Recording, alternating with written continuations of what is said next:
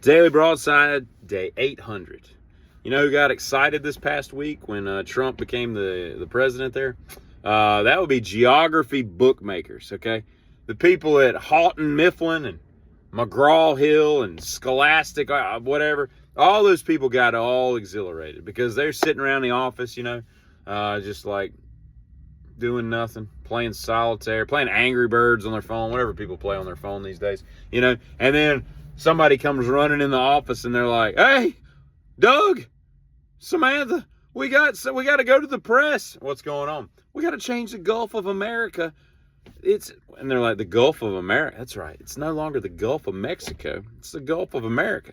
Because really, other than finding a cover of the book, which is very simple. It's, Doug, go out and get us a picture of a canal or a mountain or a peninsula or an isthmus. Isthmus is a very difficult word to say, and it is a stupid word. No one should ever spell anything STH. Isthmus. Anyway, a tributary, a river, or whatever, to put on the cover of the new geography book that we can sell to the government for all the kids to read, because nothing changes. Nothing has changed in a geography book since like the breakup of the Soviet Union, but now we've got to go in, mark out Mexico, and write America. So there's a new edition for next year's books, and so I don't know when they go to press. It would be my luck if I ran like a Scholastic aptitude book company. It'd be like we go to press January 3rd, and then the America Gulf comes out, and we got to wait a whole year we're behind the times with the other book companies. But at any rate, I think they're very excited about the opportunity of having to do something. I started watching the Penguin the other day. Not because I'm interested in the Penguin, because somebody said it was dark and interesting, and so far it's kind of blah. Other than the fact that you would never know that was Colin Farrell. Pretty good makeup job. So I'm watching it.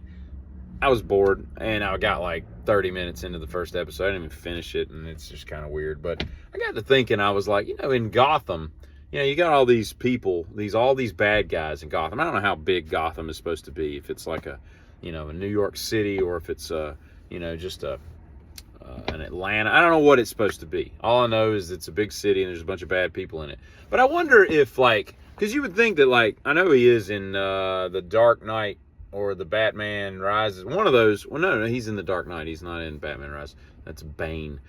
He's got all that money he burns. So I would think that the money's not an issue for the Joker. Now, he's criminally insane, so he probably doesn't really, work on his portfolio and investing in his IRAs and whatnot. But you would think that he would have access to whatever money he needs. And it begs the question, where does the Joker go when he wants to just enjoy a nice steak dinner? Just drop my keys. Like, what, he wants to go out to a Lowry's or a Ruth's Chris or something, and he's like, I'm just feeling like a nice porterhouse tonight.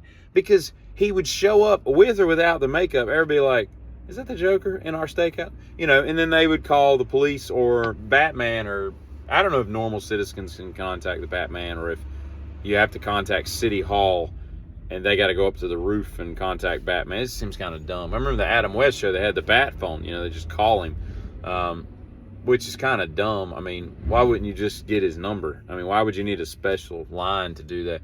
At any rate, I don't know if you've ever tried to contact anybody at a city hall or a government, the people that have the dumbest websites on planet Earth, next to the Fandangos and news media. What is it with news media? Just a local news. You go on their websites, and it's just fraught with all this stupid spam ads and whatnot. What is all that? I mean, I guess they're making money, and that's how they make their money, but it annoys me. Anyway, so I don't know if you ever tried to contact your city hall for anything. Report a pothole or whatever, but not the easiest thing to do. So it's not like you're going to get a hold of the city manager and he's going to, you need the Batman down there at the Lowry Steakhouse because the Joker's enjoying a porterhouse. He's at the salad bar right now. You wouldn't think that the Joker would eat a salad. I don't know, he doesn't strike me as like a Thousand Island kind of guy. But I thought it was, just kind of strange. And speaking of food, I was talking to this girl last night, and she was telling me, we were talking about bananas, and I told her I went to the grocery store Sunday, and all my bananas are gone as of yesterday afternoon. I'd eaten them all, and I got like a pack of like 9 or whatever, and we were talking about how bananas are like the last food that costs nothing.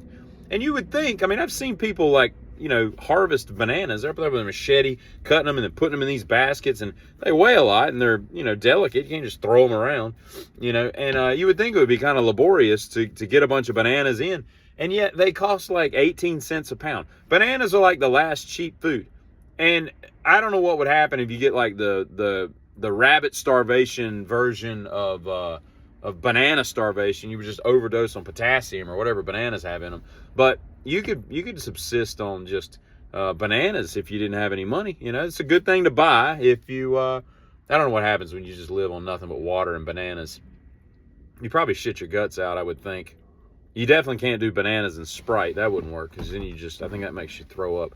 Anyway, getting back to the point, she mentioned at one point, she's like, yeah, there's sometimes I'll just get like one or two. And I'm like, 1 or 2 bunches of bananas? How can you eat them that fast? She's like, no, 1 or 2 bananas. And I'm like, I've never seen 1 or 2 being sold. I've never seen a single banana being sold. She's like, yeah, you just pull them off the bunch. And I'm like, what? People do that? And then I was like, that's why there's always like stray bananas just laying at the top, of the little banana carousel that they got at the store. People are picking off, I just need 3 bananas. I don't ever buy 3. I buy like 6 or more. I try to get the greenest bunch. She's like, oh yeah, people will go in and they'll get 2 that are ready today, 2 that are, yellowish, and then 2 that are green. I said, off of different bunches? She's like, yeah, they pick them off of whatever. And that way they've got them, and they don't, because I knew a girl that if there was any black on the banana, like any at all, she threw it out. And I'm like, this banana is completely fine. I'm peeling it, I'm eating it, I'm like, this is fine. And it's like Bill Murray eating the Baby Ruth in Caddyshack. It's fine, And she's like, she's all disgusted. All I'm saying is that it doesn't make any sense. I don't think I agree, nor did I think it was possible to just buy 1 banana. That's got to be like 8 cents. I mean, that's almost free. They almost be like, just take it. I don't even want to ring up 1 banana. What does that weigh? Like 0.13 ounces or something. I mean, it wouldn't even register. The register would just go off tilt like a what's the little thing? The pegboard, keyboard. What's the pinball? He's a pinball wizard. Anyway, that's all I have to say about that. I don't think I agree with buying single bananas. Buy the whole bunch. If they go bad because you ate them too slow, then you throw them away. Okay. Anyway, I get off bananas. John Sykes died the other day. A phenomenal guitarist. He came in at the end of Thin Lizzy in the 80s when they'd already made all their big hits and all. Did a couple live albums and like 1 studio album. He was with Tigers of Pantang and the new wave of British heavy metal in the late 70s, along with Diamond Head and Budgie and Def Leppard and all those bands, And then he comes along to Whitesnake, writes their biggest hits of all. I mean, he did pretty much, him and Coverdale wrote everything of that everything that y'all know about. The casual music fan knows about Whitesnake. John Sykes wrote, and then he did the penultimate. He formed Blue Murder with the great Tony Franklin and Carmine Appice. It's not a piece, it's Appice, whose brother is Vincent Appice, both drummers. Anyway, Blue Murder is a criminally underrated band. Go check it out. Phenomenal. And John actually sings that. Died of cancer at like 65. Sad. Just that first note of Is This Love, that solo. Whew, that 14th fret. What a note. Anyway, y'all have a good one. They get it.